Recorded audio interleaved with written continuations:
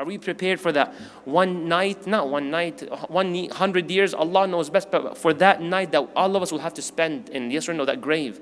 So are we prepared for that? Remember, it's all about the ending. May Allah protect us. Ameen Rabbil Alameen. Rasulullah sallallahu alayhi wa sallam, when he teaches stuff like that, I'll give an example how we can use that. The following story is an example, subjective. I used it, you may not be able to use it. It's from person to person. Da'wah has styles, correct?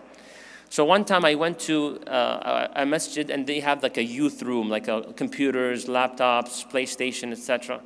So then I saw, it was one brother by himself and he was looking at something he's not supposed to look at, something haram basically.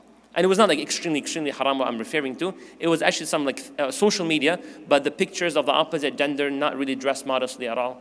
And I, from what I know, and Allah knows best, I don't praise on Allah's behalf, I felt that brother has khair in him. And Allah knows best. So I came so slowly, behind his back, slowly. Then I hugged him from the back, and I said, if I was the angel of death, are you ready to go? The brother said, La wallahi, I'm not ready. Wallahi, I'm not ready. No way. SubhanAllah, see, once again, subjective to the person. Other person like, why are you such a creep, right? Remember, it's da'wah subjective. You know the person, you do what you do, right? It's dependent from person to person. Allah knows best and may Allah protect him. This brother now is actually someone who, I won't obviously mention the name, but a man into the da'wah and so on. Maybe it was that moment of his sincerity and his truthfulness with Allah that I really did not want to die in that situation. And may Allah subhanahu wa ta'ala protect us from sinning, and may Allah subhanahu wa ta'ala make our lives when we are by ourselves the best moments with Allah subhanahu wa ta'ala.